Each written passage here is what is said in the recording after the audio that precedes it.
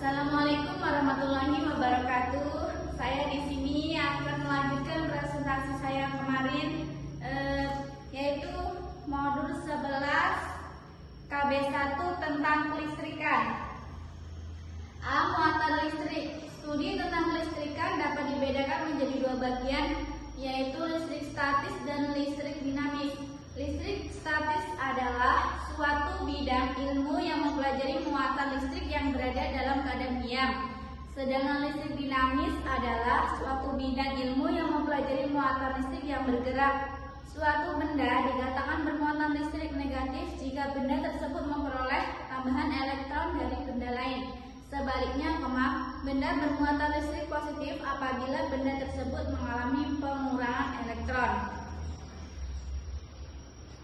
Pada peristiwa penggosokan abonik dengan kain wol misalnya, sebelum proses penggosokan, baik kain wol sebagai penggosok maupun abonik sebagai benda yang digosok adalah sama-sama bersifat netral. Pada keadaan netral, jumlah muatan listrik positif sama dengan jumlah muatan listrik negatif.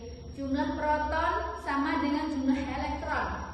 Ketika proses penggosokan berlangsung, akan terjadi perpindahan elektron dari kain wol ke abonik. Jadi, setelah proses penggosokan, kain wol mengalami pengurangan elektron sehingga bermuatan positif, sedangkan batang abonik mengalami penambahan elektron sehingga bermuatan negatif. Coba kalian langsung saja kalian lihat di modul 11.7 dengan gambar A. Dua batang kaca yang bermuatan tolak-menolak, yang B. Dua penggaris plastik yang bermuatan tolak-menolak, yang C. Batang gelas bermuatan tarik-menarik mister plastik yang bermuatan. Untuk mengetahui sifat muatan listrik statis, kita dapat melakukan percobaan sederhana seperti gambar yang tadi saya omongkan 11.1. Sebatang kaca digantungkan dengan seutas benang dan digosok secara hati-hati dengan kain untuk memberikan muatan padanya. Jika barang kaca kedua yang dimuati dengan cara serupa, didekatkan penggaris pertama, ternyata penggaris pertama ditolak, seperti diperhatikan pada gambar 11.1 yang A. Dengan cara yang sama, sebuah penggaris listrik tergantung yang telah digosok akan ditolak oleh penggaris plastik kedua yang diberi muatan, seperti yang diperhatikan pada gambar 11.1 yang B. Sebaliknya, jika kaca bermuatan didekati penggaris bermuatan, ternyata dua benda itu tarik-menarik, seperti diperhatikan pada gambar 11.1 yang C. Oke, lanjut. Apakah yang dimaksud dengan muatan listrik itu? Muatan listrik berasal dari atom-atom penyusun zat itu. Pandangan ilmiah saat ini menyatakan bahwa atom terdiri atas inti berat yang bermuatan positif dan dikelilingi oleh satu elektron atau lebih yang bermuatan negatif. Inti terdiri atas proton yang bermuatan positif dan neutron yang tidak bermuatan listrik. Muatan proton sama dengan muatan elektron, tetapi berlawanan tanda. Massa proton adalah 675 kali 10. Muatan massa proton adalah 675 kali 10 min 27 kg. Hampir sama dengan massa neutron sebesar, ini proton, ini neutron, 1,673 kali 10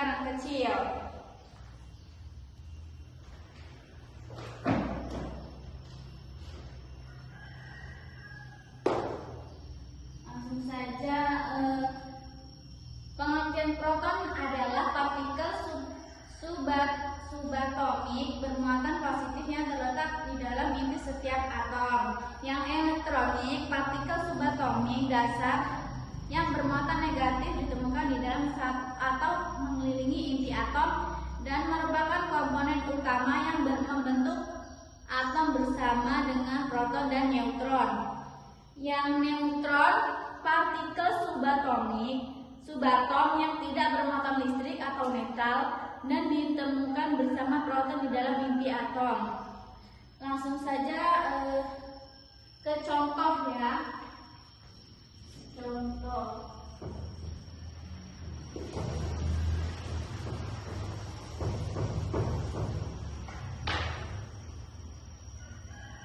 Proton,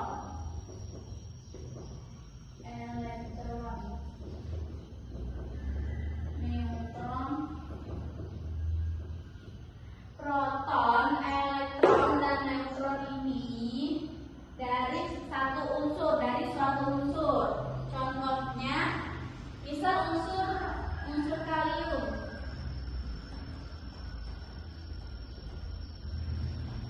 Contohnya, misalkan kalium terus 39, nomor massa, nomor atomnya 19. Terus suruh menentukan nomor massa,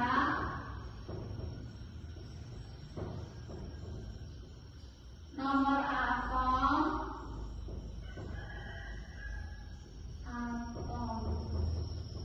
proton, neutron, dan elektron.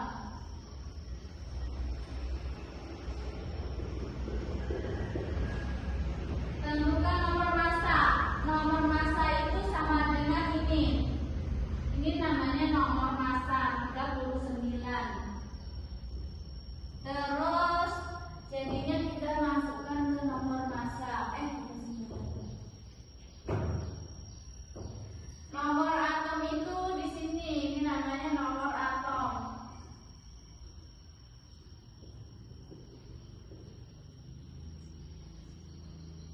Ini namanya unsur kalium.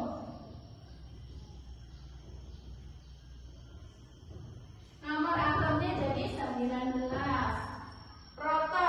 Proton itu sama dengan nomor atom.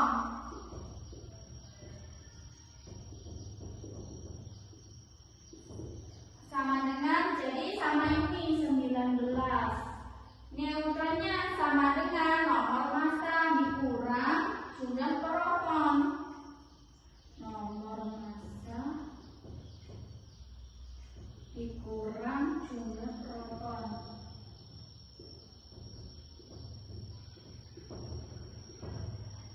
Elektronnya atau sama dengan nomor atom.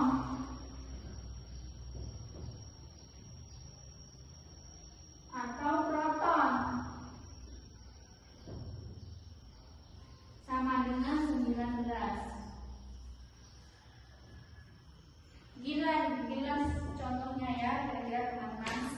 Kita lanjut ke hukum kolom. Yang belum paham silakan nanti tanyakan dengan Ibu Sri Lestari, oke?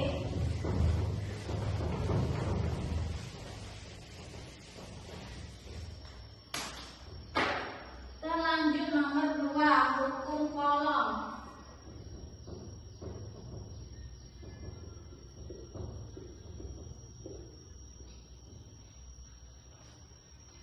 Hukum kolom.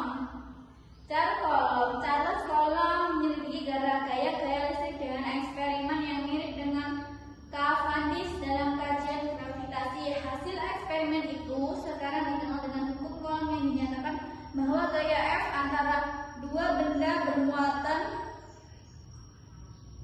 Q1 dan Q2 berjarak R adalah berbanding lurus dengan hasil kali besar dua muatan itu dan berbanding terbalik dengan kuadrat jaraknya yang dapat dituliskan sebagai langsung saja ya teman-teman saya ke contoh.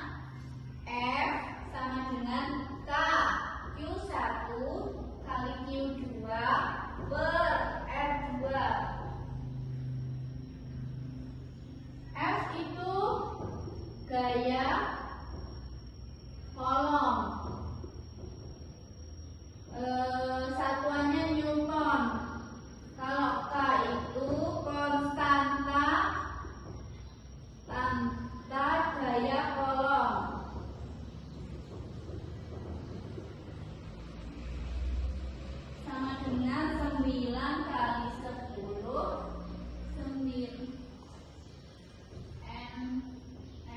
2C2. Nilai ini itu sudah tetap, tidak bisa diubah. Nilai sudah tetap, tidak bisa diubah.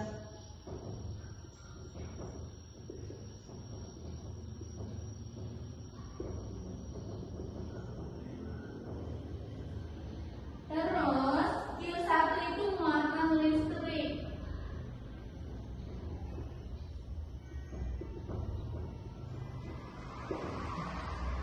Ke-1 kalau Q2 muatan listrik ke-2. R itu jarak kedua muatan. Atau satuannya meter. Langsung saja teman-teman. Contoh soalnya, diketahui dua buah muatan masing-masing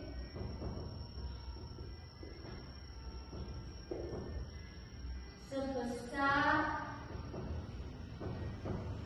8,1 cm dan 10 cm, terpisah dengan jarak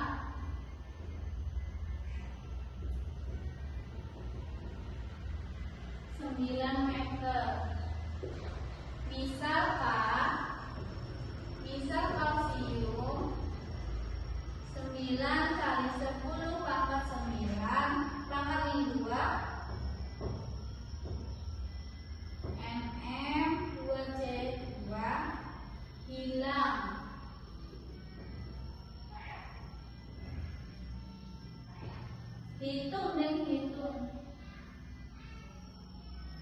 Hitung besar gaya colok yang terjadi pada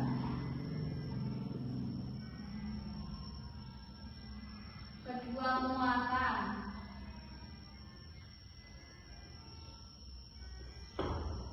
Tanda tanya.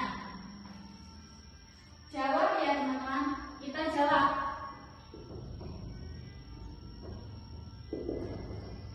Diketahui Q1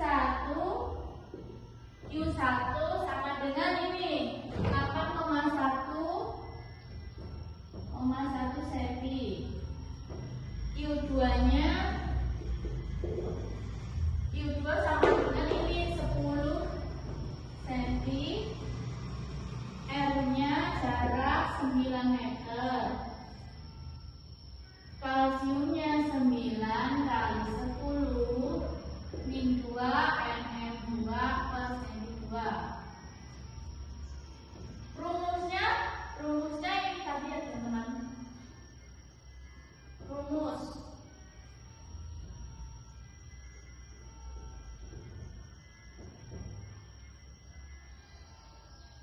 Ditanya dulu,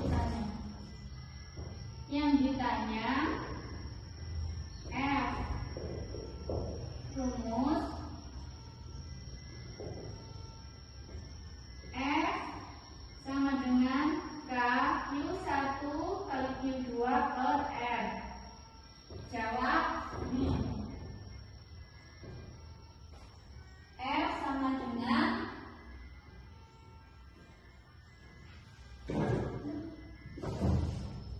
ini teman-teman. F sama dengan 9 kali 10 pangkat 9 mm2 C min 2 dikali 8,1 10 cm, ini cm juga, per 9 meter. Ini 9 meter jarak.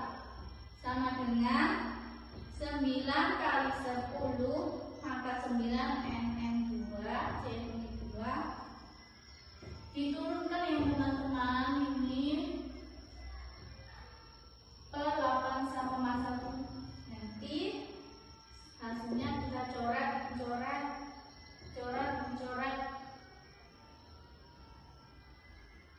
Ini coret jadinya 9 kali 10, 9 Newton. Ini ya teman-teman hasilnya. Ini nih hasilnya. Lanjut kita ke medan listrik.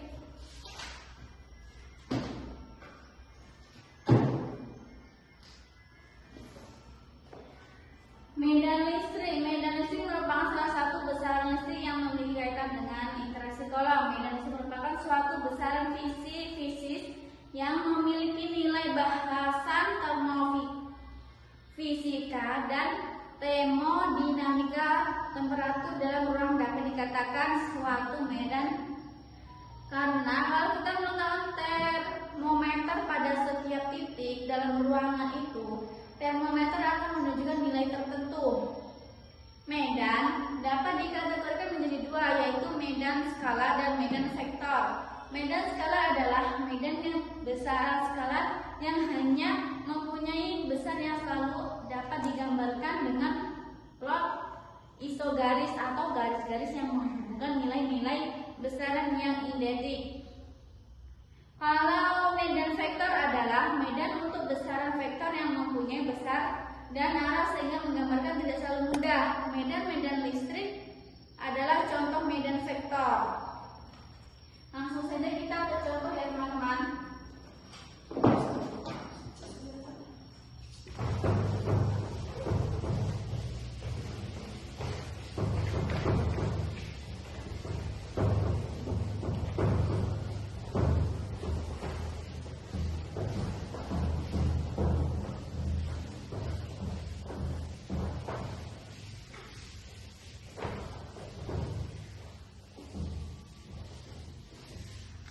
Saya tidak memakai contoh di modul, tapi saya pakai contoh sendiri. 3 itu medan listrik.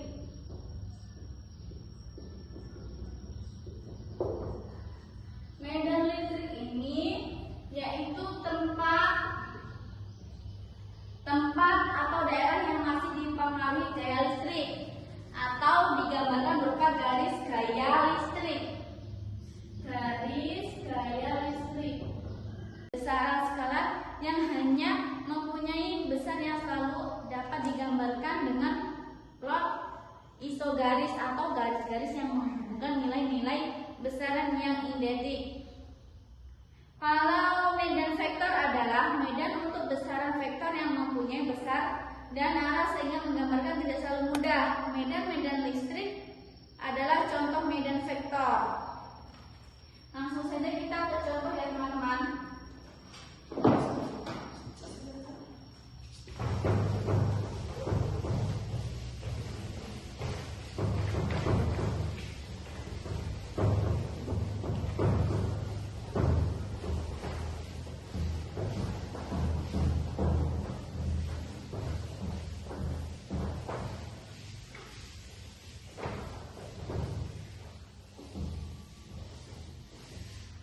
Saya tidak memakai contoh di modul, tapi saya pakai contoh sendiri. 3 itu medan listrik.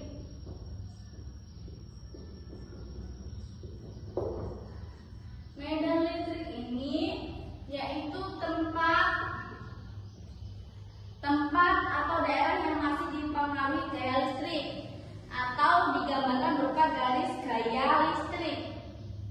Garis gaya listrik atau biasa disingkat GGL. Gambar ini, garis gaya listrik ini selalu mengarah keluar dari positif atau masuk ke negatif.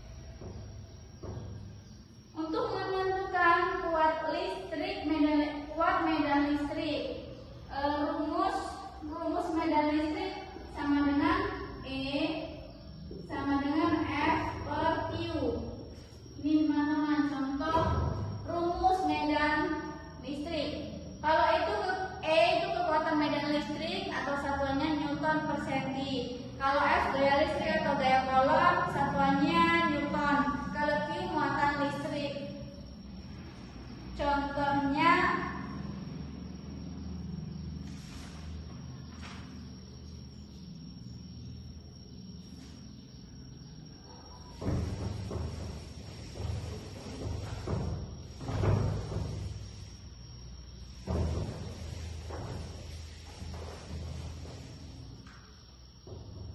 Contohnya berapakah kuat medan listrik?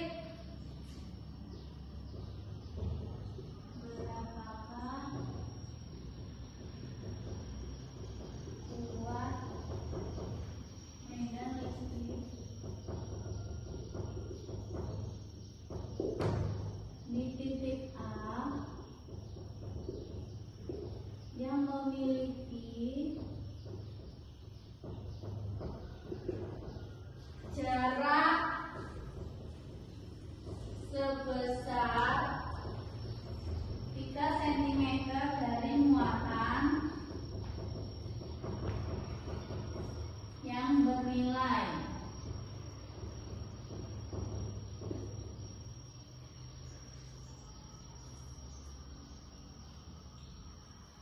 diketahui. Langsung kita jawab ya teman-teman. Diketahui ini plus 8 kali 10 pangkat min 9 cm. Ini yang ditanya. Kalau diketahui Q 8 kali 10. Q ini muatan min 9 cm. Kalsiumnya E ya. 9 kali 10 pangkat 9 mm per senti 2 pangkat 2. Yang ditanya itu E. Jawab K Q per R. Lihat ya teman-teman. Yang ditanya E. E sama dengan 9 kali 10 pangkat 9 kali 8 kali 10 pangkat min 9 per 3 kali 10 pangkat min 2 sama dengan 9 kali 8 dikali 10 9 min 9 kurang 9 per 9 kali 10 min 4. 9 sama 9 sama dicoret sama dengan 8 kali 10 0. 9 kurang 9 ini habis, jadi 0 dikurang min 4 sama dengan 8 kali 10 plus min 4 sama dengan 8 kali 10 per senti. Ini kolom, namanya ini kolom. Begitulah ya teman-teman kira-kira contoh medan listrik. Sekarang kita lanjut ke energi potensial.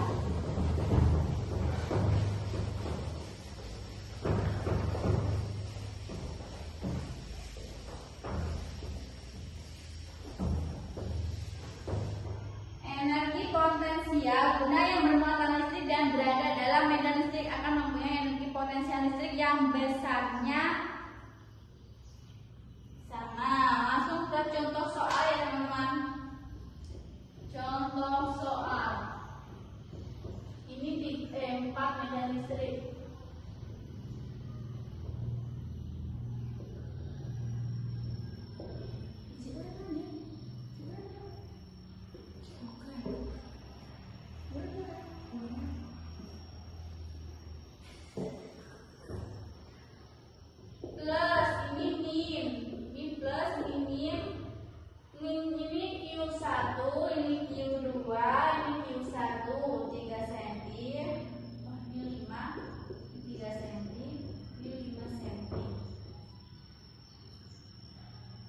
Ditanya kalsium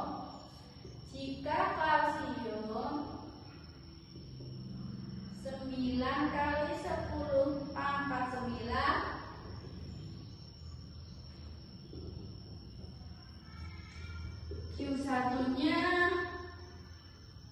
plus 10 pangkat min 12. Q2-nya plus 2 kali 10 min 12 kolom. Q3-nya 10 min 10 pangkat min 12 ya, kolom.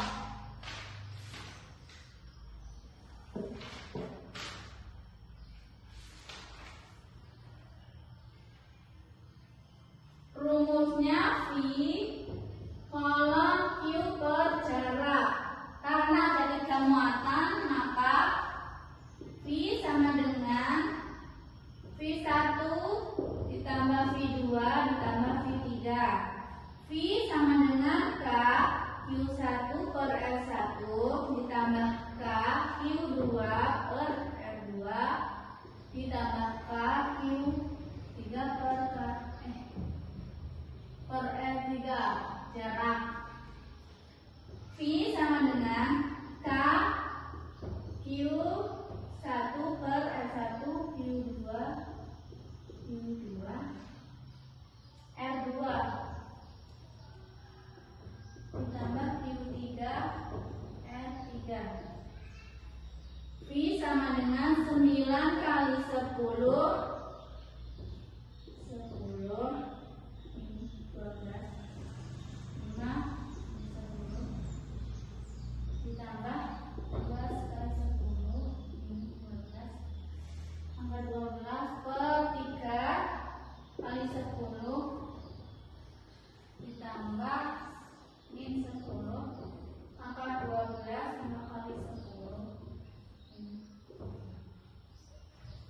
V sama dengan 9 kali 10 pangkat 9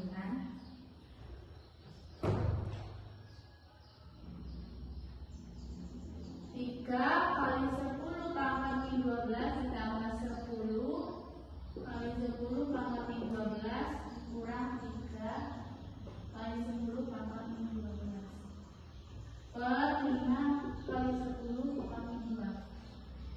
Jadi V sama dengan 9 kali 10 pangkat 9 kali 10 kali 10 pangkat min 12 per 15 pangkat kali 10 2.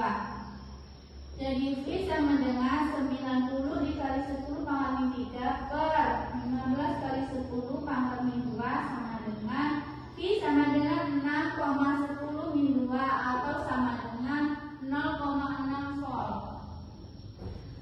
Begitulah ya teman-teman kira contohnya. Ini contoh medan listrik. Kita lanjut ke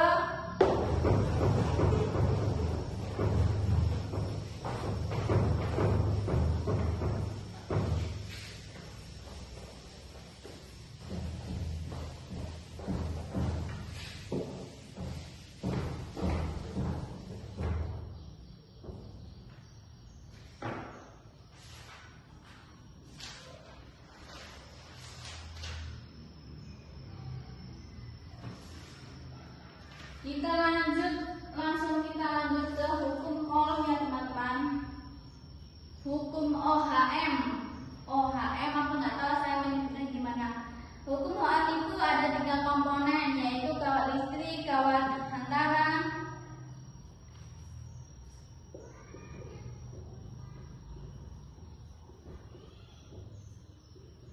gambarnya seperti ini kira-kira teman. Yang satu panjang, satu pendek. Ini dinamakan kutub positif.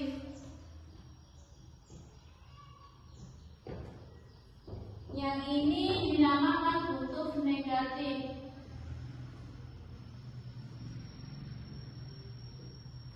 Terus ini R ini hambatan listrik.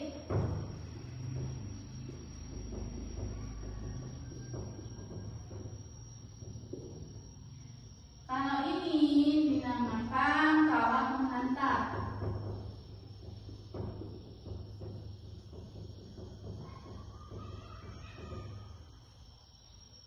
V di sini ada V ini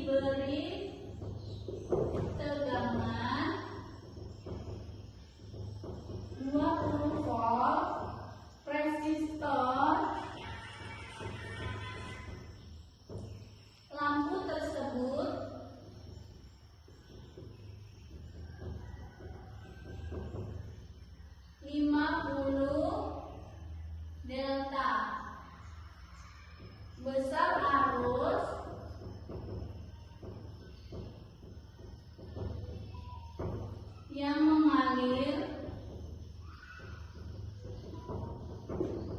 pada lampu tersebut adalah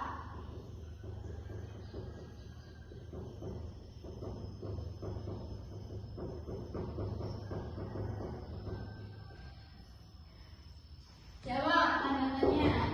Jawab. Yang ditanya itu volt.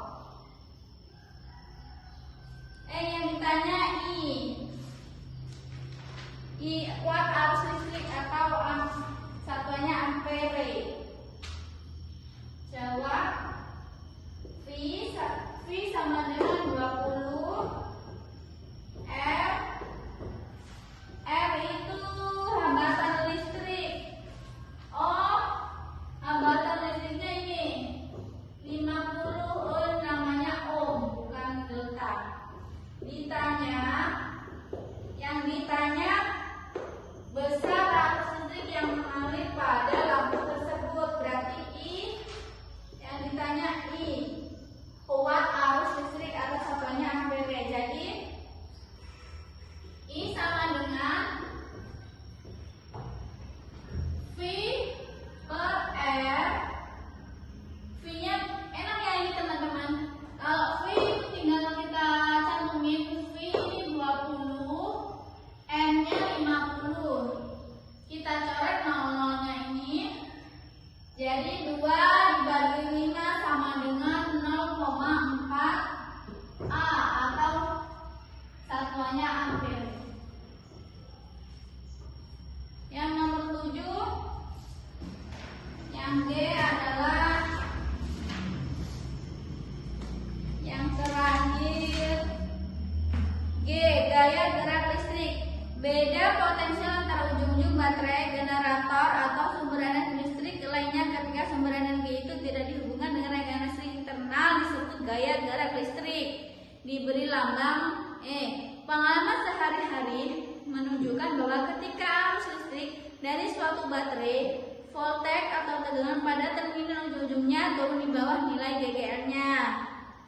Muatan mengalir pada elektrolit antara elektrod berat baterai dan selalu ada di tengah untuk mengalir secara bebas. Jadi dalam baterai sendiri ada hambatan yang disebut hambatan internal yang biasanya diberi lambang R atau jarak.